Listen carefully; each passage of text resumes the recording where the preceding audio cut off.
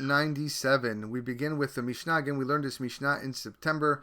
The Mishnah says, Ha'omer al kan tzipor yagiu rachamecha. If someone says while he's praying that Hashem, you are so compassionate that your mercy reaches the bird's nest. Or he says, Ve'al tov yizacher shemecha. For the goodness your name is remembered. Or he says, Modim, Modim. We give thanks, we give thanks. The law is Mishatkin Oto.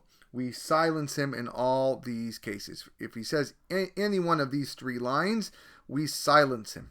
So Gemara asks a question. Bishlama, Bishlama means I understand in a case, Modim, Modim, Mishatkin Oto. Why do I silence him when he says Modim, Modim? Mishum demichse kishtei reshuyot. Because it appears like he's thanking two gods, one after the other. Oh, thank you, thank you. Well, why are you saying it twice? Maybe he's thanking two gods. So therefore we have to silence him. Ve'al tov yizacher shemecha nami. And I also understand why I have to silence someone who says that for the goodness your name is remembered. Because mashma ala tova velo al hara'ah. Because that he's only implying that we praise Hashem for the good and not for the bad. And we know we're not supposed to do that. Utnan, because the Mishnah taught us, Chayav Adam levarech al hara'ah keshem shemevarech al tova. This is a Mishnah actually later on in the Masechet, in the 9th parak. So we know that a person has to bless Hashem for the bad, just like he blesses him for the good. And a person that says Ve'al tov yizacher shemecha seems to only attribute goodness to God's name. That's not right. So I understand why I have to silence someone if he says Ve'al tov yizacher shemecha and when he says Modim Modim. But Ela al kan tzipor yagiu rachamecha ma'itama. The Gemara wants to know what's the reason that I silence someone who says, "May your mercy reach the bird's nest, extend to the bird's nest." What's the problem with such a statement? Why are we silencing the person? It doesn't seem to be so bad. Ma'itama. What's the reason? The Gemara answers, Peliga ba terei amorae b'ma'arava. This matter was disputed by two Amoraim in the West. Remember, Amoraim are the rabbis who lived in the time of the Gemara. Two of them were arguing as to what the reason is. What are their names? Rabbi Yossi bar Abin, that's the first one, and Rabbi Yossi bar Zevida. Both Rabbi Yossi's, just different fathers. Now we don't know which one said which, so that's why the Gemara says Chad Amar v'Chad Amar. One of them said this, one of them said this. So each one is going to give a reason why the statement of Al kan tzipor yagiu rachamecha is pretty bad, that we have to silence the person. Chad Amar, one of them said, Mipeneh shematil kin'ah b'ma'aseh bereshit.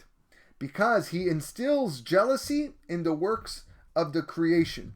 Because what are you saying? You're basically saying that Hashem has mercy on birds, but he doesn't have mercy on any other animals. And that is going to cause jealousy amongst the other animals. And that's not good. So therefore, we have to silence him. It can't be true. That's one of the reasons why we silence him.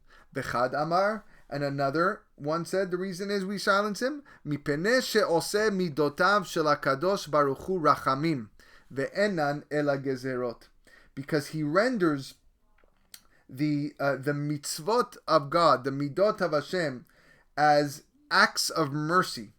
Ve'enan ela gezerot. But in truth, they are nothing but decrees.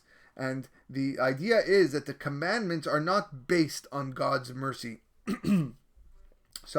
Rather, Hashem issued his decrees in order to provide us with the opportunity to demonstrate our status as his servants. And we do that by submitting to his will. We also submit even to those decrees that appear open to the challenges of the evil forces who question some of the things that we do. It doesn't matter. We still do it. You know why? Because it's a gezerah. It's a gezerah. It's a decree. Something we must do. It's not rachamim. If it was rachamim, then if it didn't make sense, then we wouldn't do it. So therefore, it has to be a gezerah. So when a person says al kan tzipor yagiu rachamecha, that